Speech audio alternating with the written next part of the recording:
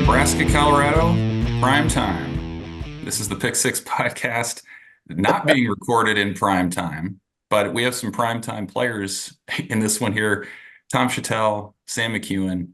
This is Evan Bland. We are here in mid-May, talking about college football schedules and high school football players that are looking for homes, and a little bit of baseball here for the home stretch of their season as well. What kind of is the vibe for you guys in mid-May? I mean, we're through spring ball. There's sort of that inkling, that little conversation of college football, but we're still months away from that. Are you guys locked into that, or kind of what's the vibe for you guys in May with some of the news that's coming out at this point? College football never quits, right? And I think it was just last week or the last 2 weeks that the TV heads got together and had the draft of all the Big Ten games. And so we saw this week NBC released Nebraska, Colorado. So it comes out, and then you have camps in June and signing or commitments, and maybe one day there'll be signings in June. I don't know. But yeah, it's a year-round sport, and it gives us something to do, right? Yeah, I'm all over football. Like I'm just ready for that. And by all over, I mean like that's where I'm at. I love football. I love college. I love the NFL. NFL schedule comes out, I think, tomorrow night. I've got an eye on baseball, but I trust your eye, Evan. And yeah, I mean, I think it's quiet in the college season, so I'm interested in recruiting for sure, and kind of all that's how that's all settling out. This is where the classes are built in May, June, and July. Nebraska's doing pretty well, but certainly there's teams that are way out front in the Big Ten, and then there's some teams that are kind of lagging behind. By May 30th, we will know probably the UTEP game, and then UNI, and then I think we'll probably know Iowa. I pretty much think Iowa's just going to be the early game on CBS pretty much every year. That's my sense of it. They're going to have two Black Friday games on NB each year in the Big Ten at least, and one of them is going to be on CBS, and then the other one's on NBC, and that's a primetime game. And I think CBS will probably be the Nebraska-Iowa, location. But who knows? You never know. USC, people should be reminded, although I think USC will be on like NBC that weekend, USC is going to play Notre Dame every other year on the final weekend. So that's what they're doing. They're hosting Notre Dame. So I don't know if that game would move to Friday or not. It's hard for me to say, but I think we'll learn those games on May 30th, and then excited for Nebraska to get that Colorado game. Recruiting's going. The recruiting thing's been kind of quiet, and like people have not talked about TJ Lateef the way that we used to talk about Patrick O'Brien or Terry Wilson or any of these things. It just kind of flew under the radar because he did it on Mother's Day, and I try to tell recruits all the time, don't do this stuff on holidays. People will pay less attention. Do it on Monday, but they don't listen. And then Dylan Raiola's here, so the quarterbacks they get after that maybe aren't as big of a deal. Don't you think it's also a little bit of like the fact that the numbers would tell you that more than half of the scholarship quarterbacks that commit don't end up at that school anyway? Yeah. Like I feel like that's part of it too, where you're to this point now where like how emotionally attached does anyone want to get to any one player, because anyone can leave at any time. But here nor there. Well, so let's start with the recruiting part of it. So they get TJ Lateef, who in my head I've said TJ Lateefa, like Queen Latifah, like 7 times already. So I'm trying to work past that. Lateef, and a good player. You're going to know his name because I think he's pretty darn good. They get him out of California. Sam, you've talked about some of Nebraska's success landing quarterbacks from that state. Adrian Martinez, most recently, Taylor Martinez as well.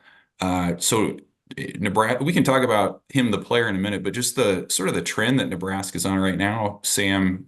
So they're up to 8 recruits now in the 25 class. What's that number going to be at the end of June? Well, I don't think it's going to be 20. And last year they got 12 commits in the month of June. That people may remember that. It was pretty notable. It was a pretty spectacular busy June. And I don't think it's going to be that. I would be surprised if they had 12 commits in June. I won't be surprised if they have 4 to 6. I do think they've kind of lined it up to where they kind of want to get some guys out of the way, and you never know. Maybe they'll get up to 10. Certainly, there are players who they have already hosted in-state kids: Christian Jones, Pierce Newberry, Chase Lofton, Ryman Ziebert. All 4 of those guys, I think, are probably takes in Nebraska. Those guys will probably have decisions this summer, maybe in June. They're gonna host a bunch of guys in June. So, I think I'm sure they would love to get 4 to 6 of those guys. And then they just hosted a bunch of guys last weekend. And one of them, Broderick Scholl, is gonna have Nebraska in right till the end. It's basically Auburn and Nebraska for him. And he grew up in Grant Wistrom's hometown. Then he moved to Bixby, Oklahoma, which is a suburb, I think, of Tulsa or Oklahoma City. And it's a football power. They're the best team in the state of Oklahoma, and he was really good there. And so, I think they've got a great chance with him. And then they hosted a 5-star in David Sanders. We'll see. And that's probably going to go on for 6 months. But I think Nebraska feels really good about where it's at. They're able to have a really solid official visit at this point. They put a lot of effort and energy into their visits. Not that they never did, but like Nebraska puts even more than that. They basically sort of have that bar, the Occidental downtown, where the kids kind of hang out. They've got Rule's got a place down there where the kids can maybe kind of hang out with the families and things like that. And of course, they have this new spectacular building that they're able to show off. And in the first 2 cycles of recruiting, that thing's always going to pay off. I mean, kids are going to just be wowed by what they see in there. So I think it could be a potentially very fruitful class for them. It won't surprise me if they're at 16 commits by the end of June. 20 would surprise me a little because it doesn't leave them much room to make movement. Let's say, the back half. Let's say if they have a really good start and they start off 7-0. I'm not saying they're going to do that, but let's say they did. They're all of a sudden going to bring 5 stars or that they've already hosted into play, and you want to make sure you have room for those guys without having to push current players out the door. So good. I think it's going really well. And the offensive line specifically, I mean, you laid out Scholl and Sanders. There's Sam in Nebraska. In the last cycle, they get Grant Bricks, among others. Like, right. How about Donovan Raiola as a guy? 2 years ago, everyone's scratching their heads. Why did Matt Rule retain this guy of all the people from the Scott Frost staff? And all of a sudden, they're in the mix for some of these top players. We talked on the pod last week about this perception that maybe offensive line's one of the top 2 deepest positions on the team right now. Like, is this Donovan Raiola like becoming an elite assistant coach? Where does this come from, especially for a program that just hasn't had that on-field success in so many years? His pay rise would indicate, so he got a pay raise that yes, he's somebody that they now covet and has been a really good recruiter in a short amount of time. I mean, Justin Evans was a under the radar recruit, but he's going to end up being a 2 or 3 year starter for Nebraska, and that was Raiola's guy. And then last cycle, they got Preston Tamua, who was a 4-star, and Grant Bricks, who's the top player in the Midwest. Not to mention Gibson Pyle, who I think is going to end up being the best lineman of that bunch. And then Gunnar Gatula and Sam Sledge are both really good too. So I think he's a good recruiter. I think the part that we see with the media is maybe a little bit more tight-lipped than the way that he is with the recruits. Although, let's be honest, his most recent appearance with the media was a pep in the step I had not seen from Donovan in previous appearances. I think he really likes the group that he has, and I think he's getting more comfortable being at Nebraska. Furthermore, he isn't joining a staff that's like on the ropes. He's part of a staff that's going to be here for a while and a head coach that everybody likes. And so I think that reflects maybe the change in his personality or maybe the adjustment a little bit. But yeah, Nebraska's recruiting offensive linemen really, really well. The players like him. They don't, he's not fake. He's very serious, but he's also got a little bit of a funny side, and he just kind of comes off like a cool guy. Like he doesn't come off as, a drill sergeant or some guy that doesn't understand. He comes off as somewhat empathetic, but somebody that's going to hold you accountable. And I think the kids that are coming through here like him. Mm. So Nebraska's most recent recruit, TJ Lateef, out of California. Sam, I want to hear your breakdown, but first, Tom, when you see the news that Nebraska gets another quarterback, what does that do for you, just generally speaking, in the current climate of college athletics? I got to be honest, it's not as big a deal to me as the transfer portal. I mean, to me, the transfer portal is now the main vehicle of getting talent, and it's we used to pay attention to the recruiting, and I'm sure we still do, but it just you've got February, or it used to be February.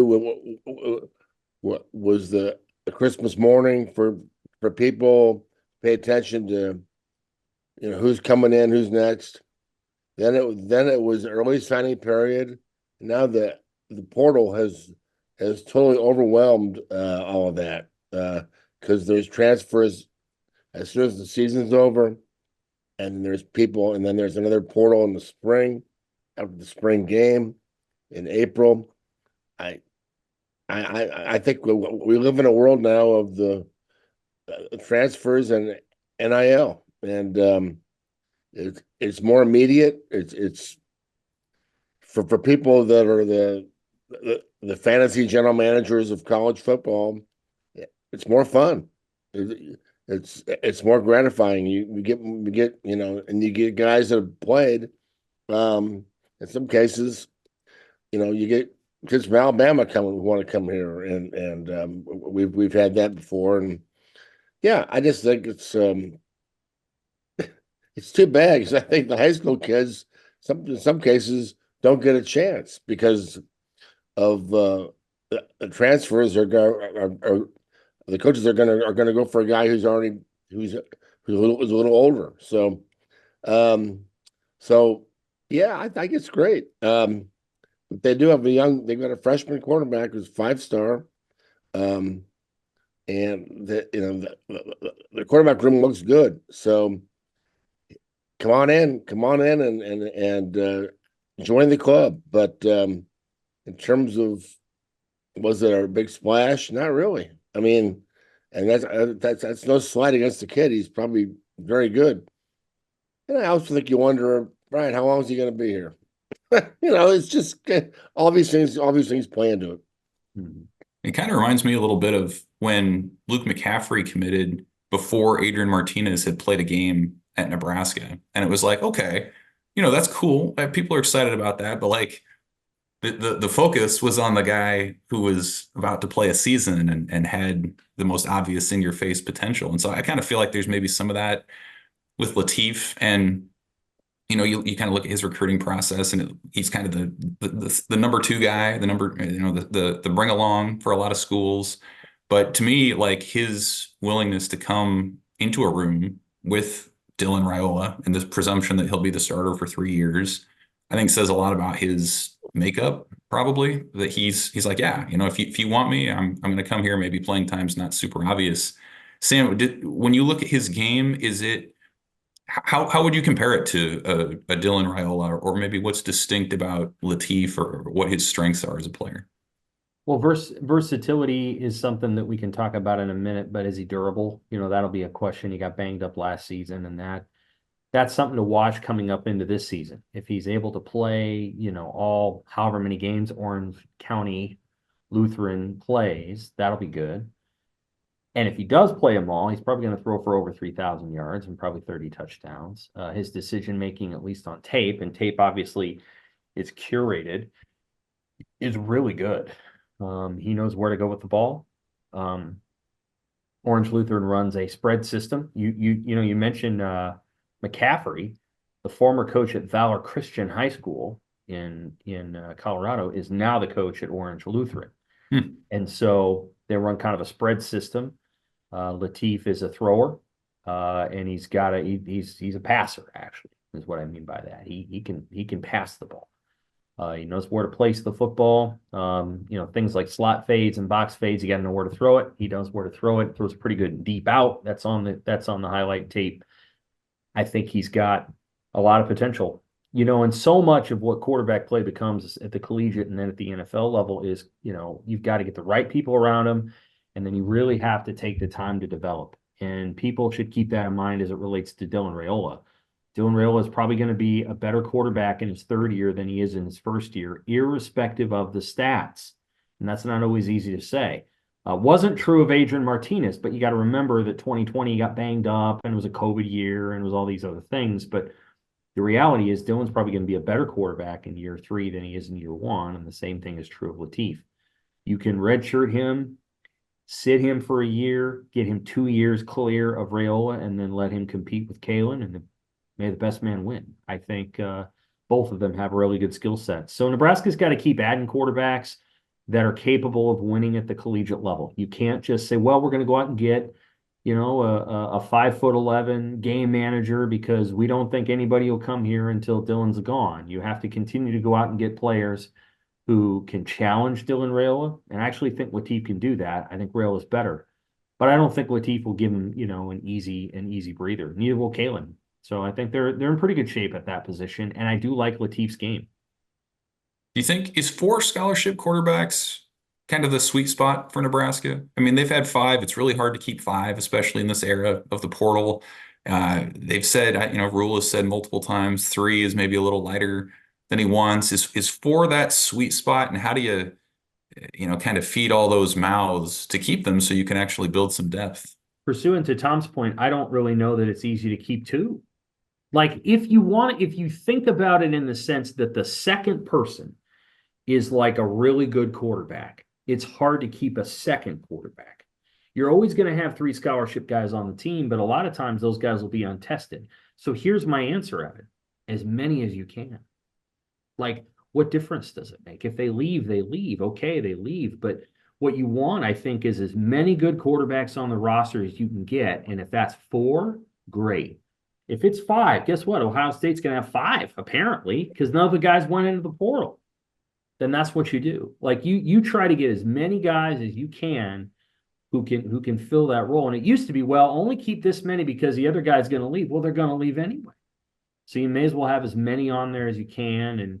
And this is just my opinion, and I'm curious what Tom thought too. I would always keep a Wildcat quarterback, a big one, a Heinrich Harper. Not some guy that's 5'10", but like a big physical red zone quarterback who can run and throw. And when it's 3rd and 1, you trot your pro style guy off the field, you trot the 6'5", 230-pound guy on the field, and you let him run into somebody. I would keep a player like that on my football team, and that would be another scholarship player. That's just me, though. Yeah, I like that idea a lot. This is year 2. Well, we talked to Sean Padden last week and Dr. Susan, and to me the theme about this huge staff and the inner workings of the program are that they want to try to keep players happy, and they want retention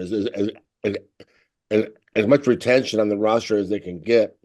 So they have all these people doing all these things for the players to try and make them happy. And I'm kind of curious, if they can make this a place where transfers want to come, players talk, the word gets around. Maybe this will be a place where quarterbacks will want to come. Maybe the new quarterback coach is a guy that maybe word's getting around. It seems too soon for that, but I think it'll be something to watch. But they're going to lose quarterbacks because they want to play. Quarterbacks all want to be the guy. They're all wired that way. But can they get them to show up here and maybe stay a little bit? Quarterbacks also get hurt.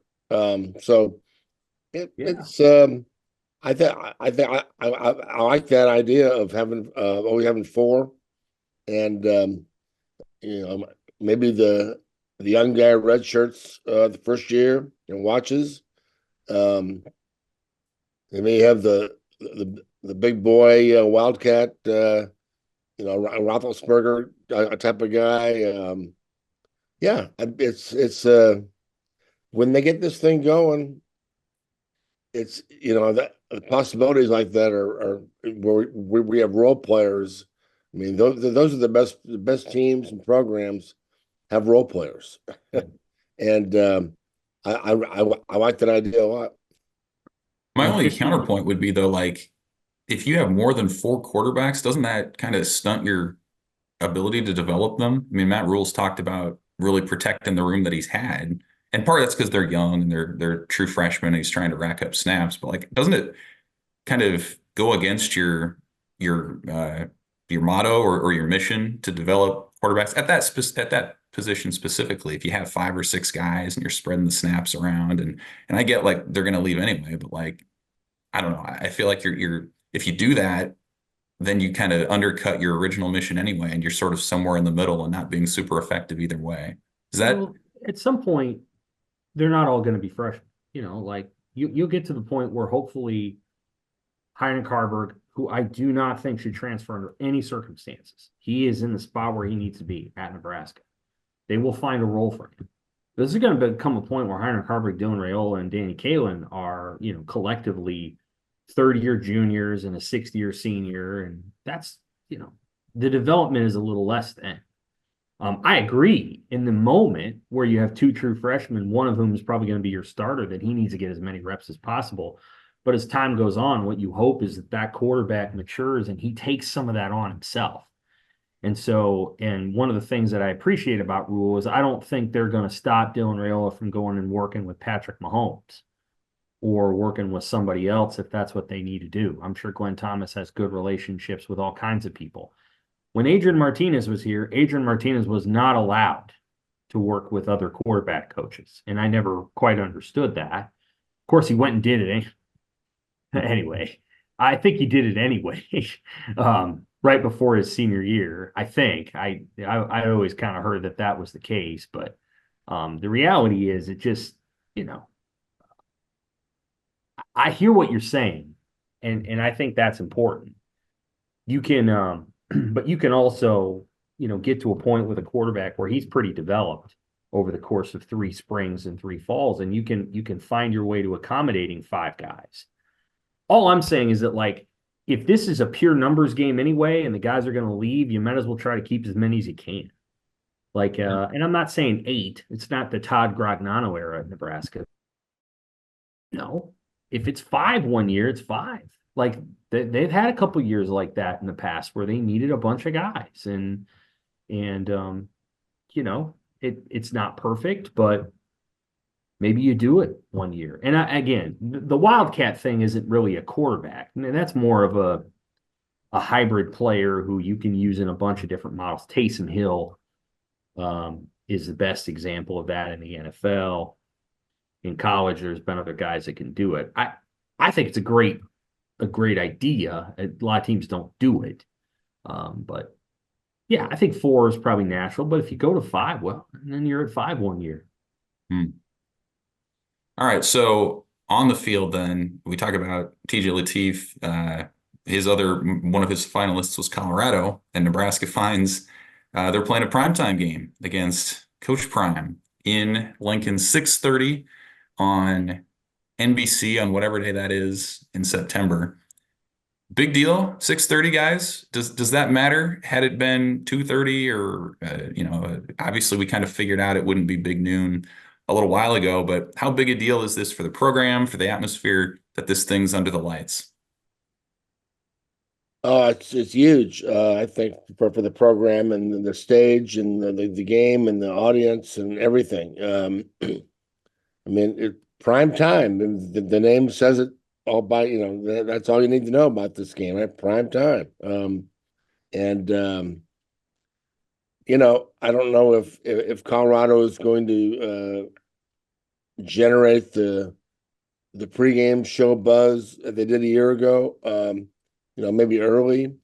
But there's the coach is still worth prime time, and he's got it. And yeah, I just think Nebraska Colorado is one of those games. Whatever we think about it is one thing, but the TV folks and the fans out there want to see Nebraska Colorado, and this is I don't think either team is going to come into the season with a lot of hype, but it's just this game, and Nebraska crowd at night. For Nebraska's purposes, it's the ultimate time for this game, whether it's having recruits in, showing off the stadium and the team where the team is on national TV. The crowd is going to be. There's probably not a word invented to describe it yet. It'll be 92 Halloween, crazy. It'll be 2014 Miami crazy. I mean, to me, those were the top two crowds I've seen since I've been in Nebraska. Since I've been going to games probably since 1978. Those were the top two crowds. I wasn't here for 78 Oklahoma. I'm sure that was the same thing. But 92 Colorado and 2014 Miami were just bloodthirsty. That's the only word I would use to describe those crowds. And I think this one will be equally bloodthirsty. So, and eager for an emergence, arrival, if you will, of the Matt Rhule era, signature win, the win that says, okay, this thing's on its way now. All those things will be on the table that night, and Dylan Raiola will be on the table that night, and against Deion's kid. So all kind of things going on. It's we've been through a lot covering this program last several years. It's fun to have these kind of games still, and there might be an open door at the end of this game. We'll see where this thing goes. What do you think, Sam? Why is this? Why is it a bloodthirsty game, do you think, Sam? Like, because I agree, like there's this presumption that the crowd's really going to be into this thing. Is this Colorado specific because of what happened last year, or just because of the rivalry? Why are sort of the ingredients all there for this to be especially intense? I think all the things that Tom said, Deion, Colorado, what happened last year, Shedeur Sanders, what he said, him having to play at Nebraska, just the general feeling that Nebraska fans have about the way that Colorado fans have treated them over the years, I think is a factor.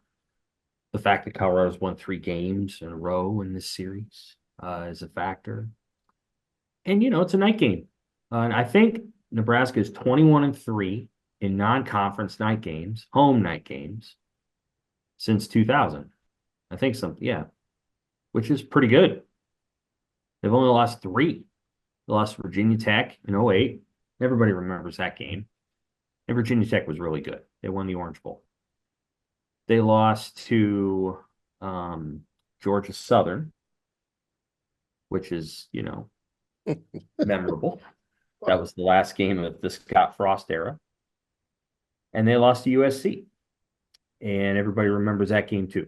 So, I think that's the only 3 losses they have. So they've been really good at night. That's a hard place to play at night. I think the crowd there is still a real thing when everybody gets fired up. Their signature home game last year was Michigan. It was 100 degrees. That was the day that I chose to walk up and down South Stadium, writing a story about South Stadium and talking to fans about the renovation.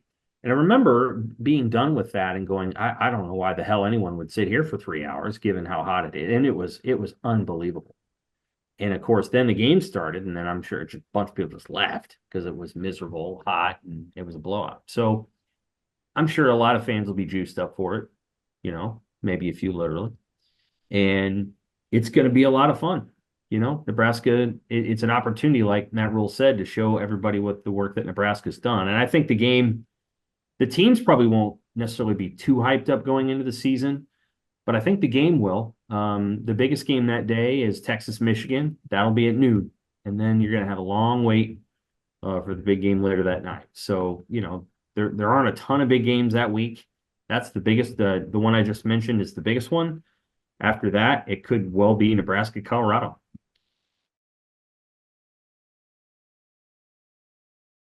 Going to be good. Looking forward to that.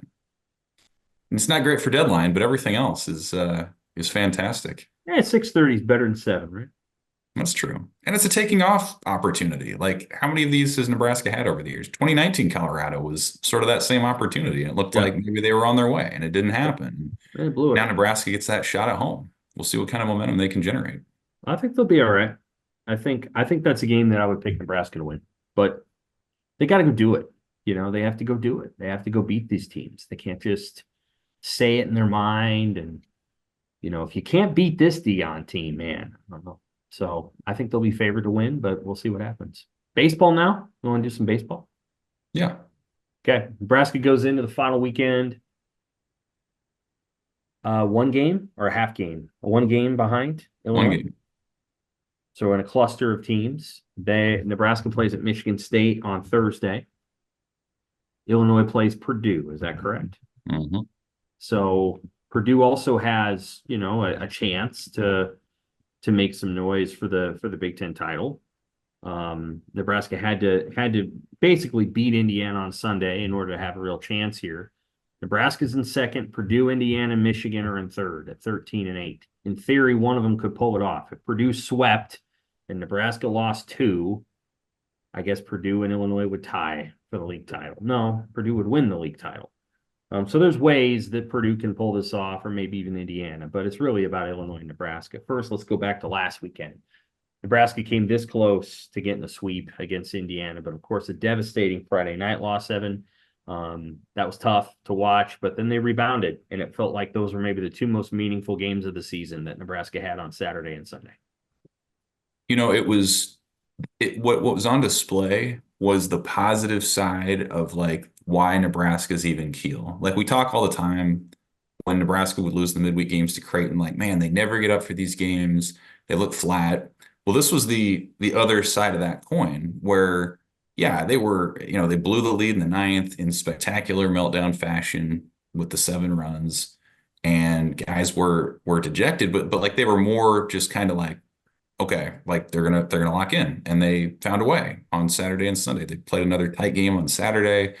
Cole Evans walks it off in extras, and then they get 4 really strong innings from Drew Christo in relief to finish it off on Sunday. So like that to me was the positive side of sort of viewing the season as a marathon and not getting too high or too low.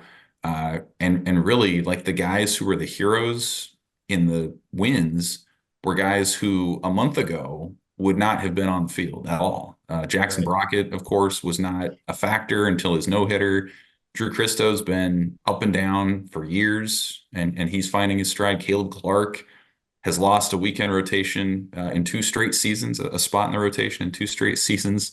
And he's found something with some adjustments mechanically with Rob Childress, the pitching coach. So like, you're seeing the emergence of some other players on the mound, and then the scoring side of it does just enough. And Indiana's a good team, incidentally. Like, they have as much talent as anybody in the league. They were a regional team last year.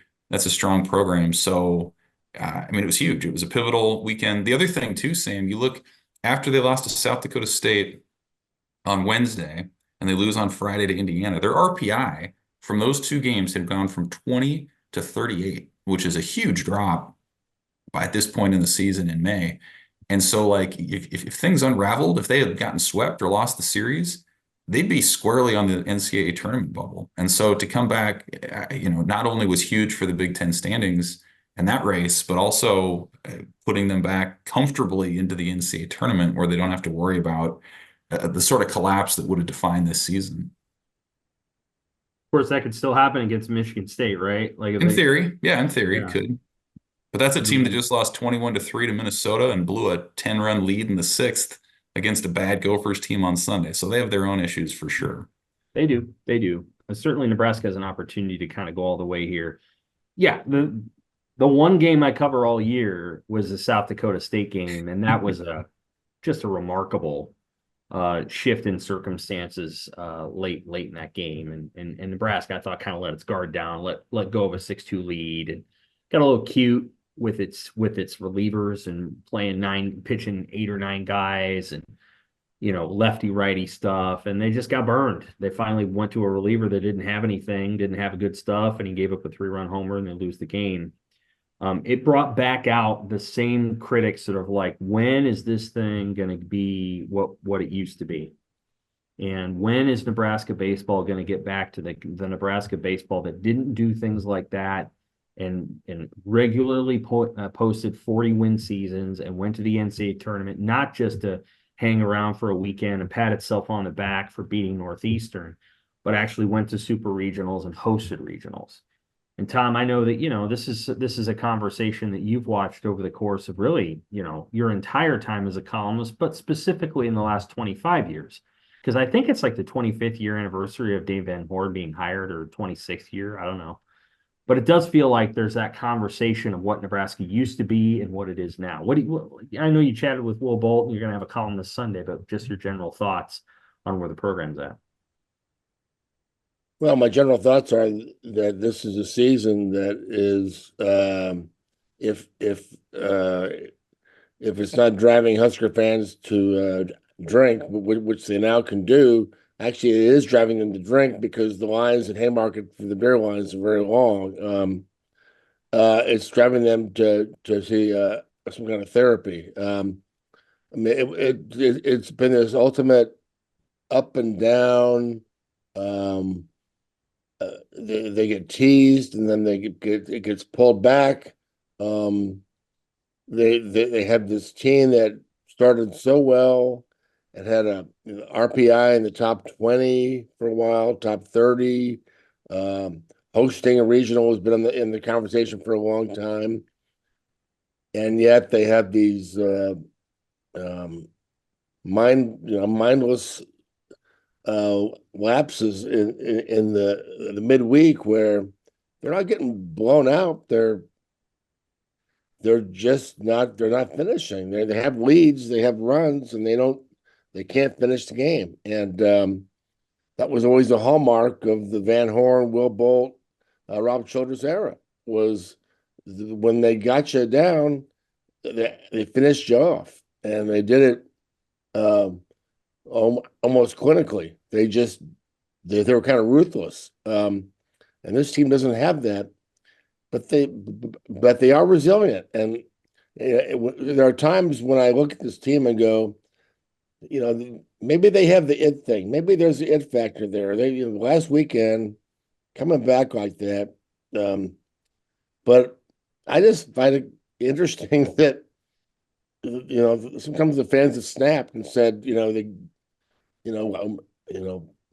need to get rid of Bolt, or they need to, it's just not working. It's just crazy. And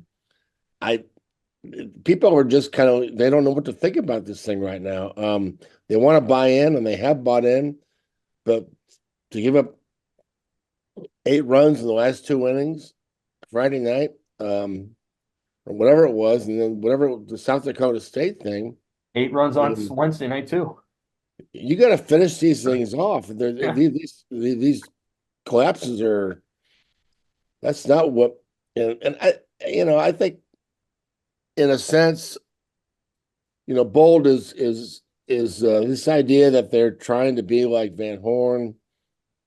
That was such a different era where Nebraska had no expectations when he was hired, no identity really.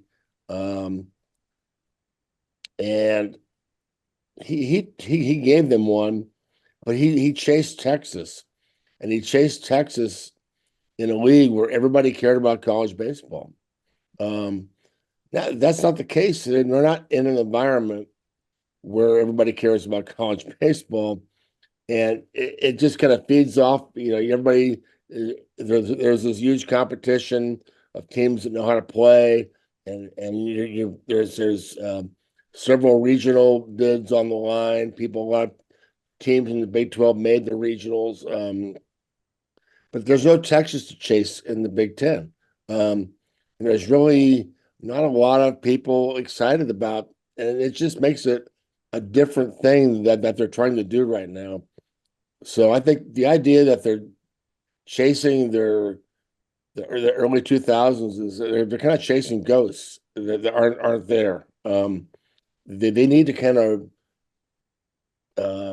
recreate that in a new image, a new model, in a league where it's harder to make the tournament. It's harder to get that regional bid.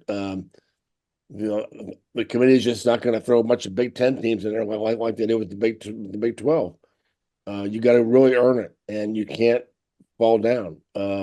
It could cost you. I mean, last weekend they lose to Indiana Friday night. We're thinking, oh God, they're going to blow the regional. They're not going to make the tournament. And that's where people's heads are. But that's kind of where it was. And so RPI tumbled overnight. So as I'll give you a little preview. Will told me, and I agree, that the standard, the expectation is to make a regional, and it's hosting. He wants to host. They want to go to super regionals and all that stuff, but they got to get in there first. So I think it's a different time, and Evan can maybe weigh on this too, but I don't think Husker fans right now, or there's a generation right now that don't remember, John Cole and Shane Comine and all these guys, Dan Johnson. They don't remember these guys, but they want good baseball. They don't want to lose to South Dakota State like that. They don't want to lose to Indiana like that. I don't know if they expect you to go to super regionals or host, but they sure as heck want to play well. And so this program's still learning how to do that in some ways, but I did like the way they bounced back. I think they're going to get in the regional now, and that would bode well for them to if they lose early, or they take a punch that they won't just fold. So I don't know. I think we're in a place where making a regional is what it's about, and hopefully you're getting the right one, and hopefully the starting pitching is set up on the weekend. They're good on weekends, and the regionals are on weekends, so maybe that plays into their hands. Yeah, the crowd was great at Haymarket last week. I mean, there were over 6,000 for every game. You couldn't see the grass berms because they were filled with blankets and crowds. And I heard from multiple fans that said and Will Bolt said it afterwards too. He said this felt like it was a throwback atmosphere where the crowd was really into it. They were really excited. The games were close. And I mean, yeah, I think that pitching has been their strength. They're not the home run hitting team that they were last year, but they're probably a little bit more well-rounded. And I mean, I agree, Tom, that's the goal, is to get into the tournament. Yeah, you want to host, of course. But a lot of that's going to, as we talked about with men's basketball, a lot of that comes down to matchups once you get in. What kind of teams are going to be in that regional with you. I think there's a certain kind of team that Nebraska can maybe handle a little bit better than others. I think it can probably scrap against some good pitching, but I wonder how it would hold up against a real slugging power lineup. They did well against Indiana, so I guess we'll see. But yeah, I mean, ultimately this season will be defined here in the next 3 weeks. Can they win a Big Ten title in the regular season? They haven't won a tournament title since 2005, the last time they went to the College World Series. So that's been a long time as well. But I think that the potential's there. People are excited. Now Nebraska just needs to go out and give them something to be excited about. 11 of the 13 teams in the Big Ten are still in contention to make the Big Ten tournament going into this weekend. Obviously, Nebraska's going to be there, and Illinois is going to be there for sure. And I think, is it all the way up through Purdue, Indiana, and Michigan? They're all kind of guaranteed to be there, correct? And Iowa too. So your top Iowa six. too. Yep. Okay. So, but Iowa may not necessarily be the 6th seed. They could be 8, right? They could Well, drop they're 14-10, and everyone below them is 10-11. So even if those guys sweep, Iowa's not playing conference this weekend, so they can't fall any further Yeah, than they're 6th. already done. That's correct. Thank you for correcting me there. I appreciate that. So Iowa's already done. The best anybody can do is 13-11. So Iowa is going to be the 6th. Some of these other teams might drop though. They might drop down, and other teams might move up quickly. Handicapping that tournament. Who's the favorite? Probably Illinois or Nebraska. Illinois is a very strange team. They were not a preseason top 6. A lot of outlets didn't even have them making the Big Ten tournament, but they're kind of what Nebraska was last year. They're setting a school record for home runs, and that's kind of what they're building themselves on. So probably Illinois, Nebraska certainly would be in that mix. I think its starting pitching gives it an edge over just about everybody. I'm still not a huge believer in Purdue. It's hard for me to believe that what they're doing is actually happening. So I guess maybe them, but I still think Illinois, Nebraska have probably been the best 2 teams consistently. You never know with Iowa. They had the best preseason rotation, and Brody Brecht's coming on, and Marcus Morgan and those guys. So probably some combination of that. It's hard to say it's Nebraska when they haven't done it in so long, but their starting pitching again is what's given them an edge. They've won 11 of their 13 weekends this year, and they'll have the crowd advantage. So I think they have as good a chance as anybody. They've never won it. They played for it once, twice. Yeah, a couple times against Indiana. Yeah. Okay. So here are the winners since they started it at TD Ameritrade is Indiana, Michigan, Ohio State, Iowa, Minnesota, Ohio State, Michigan, Maryland. There was one year, didn't they play Ohio State for it? Didn't they beat Michigan on Saturday night? And play Ohio State the next day. Yeah. In 19. Yeah. But Evan, looking at this league, it's Illinois, like you said, Illinois and Indiana are good. But I think Nebraska has a chance here. I mean, this thing is pretty wide open, and if they get their start is so important next week. If they get a good outing in the first game opener, and they get that opener, and there's a nice crowd, and I just think the good vibes can last all week for them.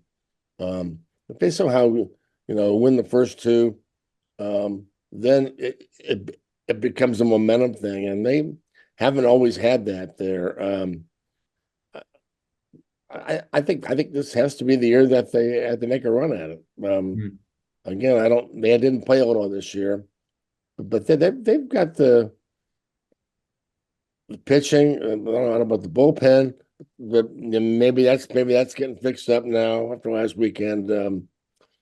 I think they've got the team that can go do it. I don't know if there's anybody in the way necessarily, and maybe Illinois, but they wouldn't see them until the end of the week. So, if you just look at the field, it should be there. We'll see what happens this weekend, but this is a situation where if you're that kind of if you're that team, you should be able to do that next week. So you have the crowd. Starting pitching on the weekend has been good. So they just can't have those late inning hiccups like they've had. So we'll see. We'll all be there, so can't wait. If Nebraska wins this weekend, they win all three, and then they sweep the Big Ten tournament, they would finish 39-18. Which I don't know if that's good enough for a regional. Part of me thinks that they were 40-17 and had beaten South Dakota State, that'd be enough. But I don't know if that's 39-18 would be good enough to host a regional. Or Nebraska could finish something more to the point of 37-21. See what happens. Okay, that is our Pick Six podcast for this week. We are going to take a break. Next week, we will not have a podcast. You'll get to enjoy Evan and Tom and our interns coverage of the Big Ten tournament next week. We will then come back on Monday, Memorial Day, I think May 27th or whatever day that is. And we will recap. Nebraska will probably be in the NCAA regional field, and we will talk about the College World Series. For Evan and Tom, I'm Sam. This is the Pick Six podcast. Thanks, guys.